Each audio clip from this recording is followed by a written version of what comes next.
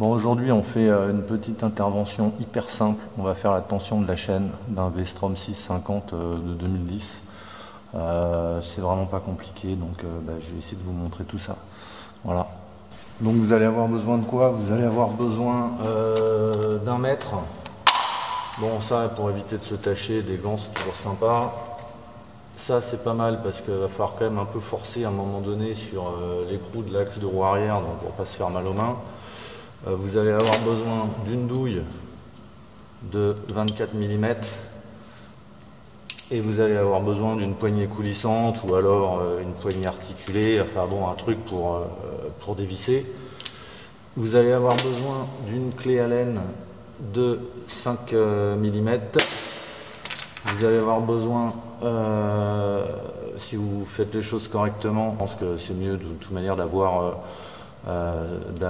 une clé dynamométrique pour serrer avec la bonne force, en l'occurrence 100 Nm sur le V-Strom 650. Et puis idéalement, si vous avez un pied à coulisse, ça peut être un petit plus, mais bon voilà, c'est pas indispensable. Bon voilà, ça c'est dans le manuel du propriétaire. On vous dit bien que la flèche, c'est-à-dire le débattement total de haut en bas de la chaîne, au milieu de la chaîne, c'est entre 20 et 30 mm. Donc vous allez voir que moi, c'est pas bon du tout là. Donc voilà, là j'appuie un peu. Je remonte un peu, j'ai plus de 5 cm de débattement, donc c'est trop. Et je vais régler ça pour être dans les clous, pour être entre 2 et 3 cm, c'est ce qui est indiqué dans le manuel propriétaire sur le V-Strom 650 de 2010.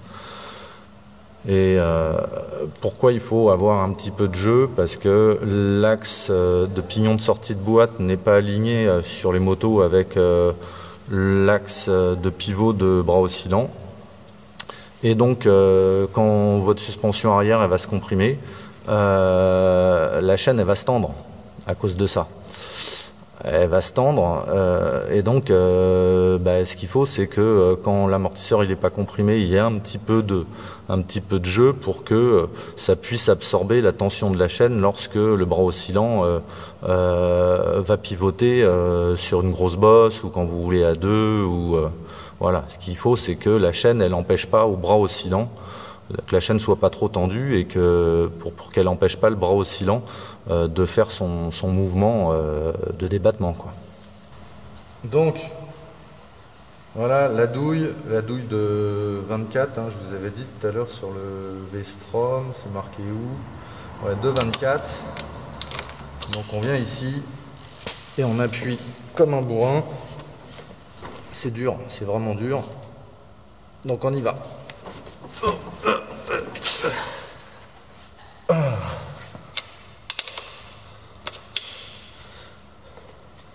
Voilà, on y arrive. Voilà, donc ça sert à rien d'enlever plus que ça, comme ça suffit.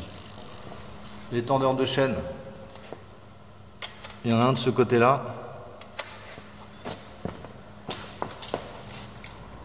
Et il y en a un de l'autre côté. Donc moi je sais qu'en fait ma roue elle est parfaitement alignée puisque je l'avais fait correctement la dernière fois. Donc je vais pas me prendre la tête, je vais resserrer en faisant des quarts de tour.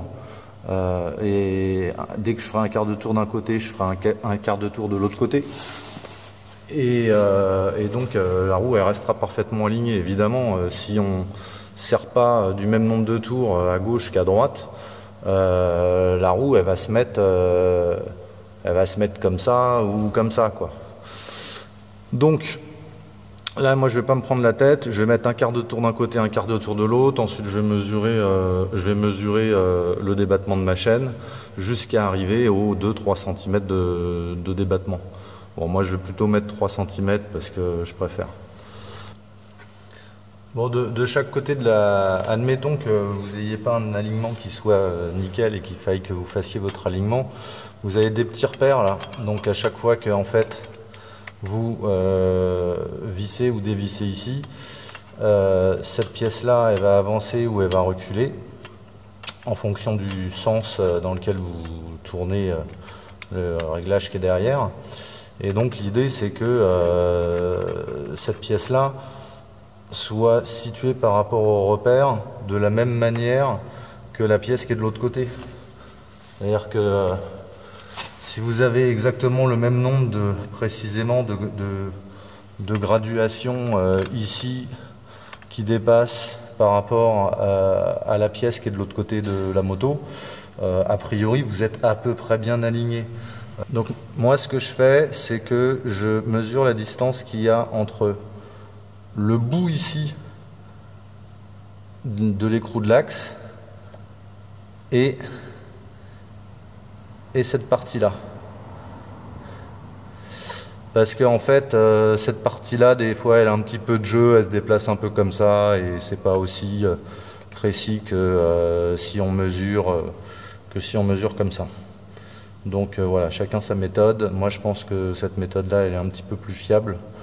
Et puis voilà, mais bon, chez votre garagiste, chez votre concessionnaire, à mon avis, ils se prennent pas la tête, ils vont juste regarder ça et puis ça va bien, globalement ça va bien, ce sera jamais la catastrophe. Donc on y va, là vous allez voir, je vais faire un demi-tour et on voit bien que ça bouge. Là quand je tourne dans ce sens là, ça va par là, et quand je tourne dans ce sens là, ça va par là. Donc moi j'étais ici au départ. Donc je vais faire 180 degrés, pouf, et maintenant je vais aller faire 180 degrés de l'autre côté. Donc maintenant je vais faire 180 degrés de ce côté-là aussi, hop, pouf. Et puis maintenant je vais aller voir ce qui se passe au niveau de la chaîne. Donc au niveau de la chaîne, on voit que ça va beaucoup mieux. Donc on va faire la mesure. Donc maintenant, on refait la mesure, on pousse un peu vers le bas et on regarde et on voit que ouais, là on a 3 cm à peu près. Donc là, on est beaucoup mieux. Moi ça me va bien, donc il n'y a pas besoin de tourner beaucoup, 180 degrés et ça, on est passé de 5 cm 5 à 3 cm. Alors après il y a l'histoire des points durs, il y a ceux qui disent, et ils n'ont pas tort, qu'il faut vérifier le débattement à plusieurs endroits de la chaîne parce qu'il peut y avoir un point dur. En fait un point dur c'est quand il y a un maillon qui est un peu bloqué et qui est comme ça. Dans sa position naturelle il est un petit peu comme ça quoi.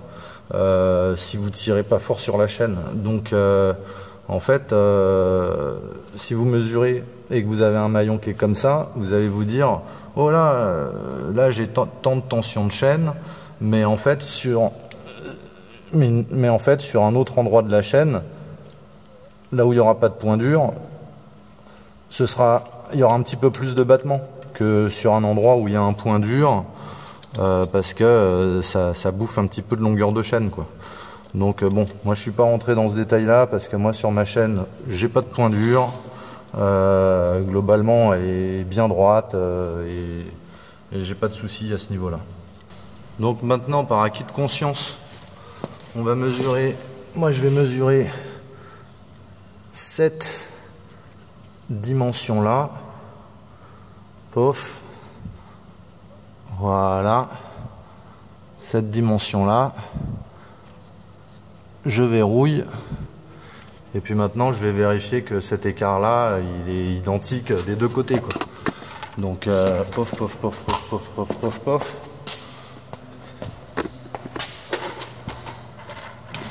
Est-ce qu'il est identique également de ce côté-là?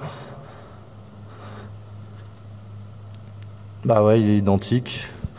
Donc normalement on est bon, la roue elle est correctement alignée. Donc maintenant on prend la clé dynamométrique parce qu'on sait qu'il faut serrer à 100 Nm. Donc là vous avez les Nm, ici, enfin voilà, vous ajustez, vous ajustez. Là faut vraiment y aller fort parce que celle-ci elle va à 110 Nm, donc c'est presque jusqu'au bout. C'est presque jusqu'au bout. Alors là, je suis... Voilà, là je suis à... je sais pas si on le verra sur la caméra, mais faites-moi confiance. Je suis à 100 Nm. Nickel. Donc après... Ben on serre. C'est aussi simple que ça.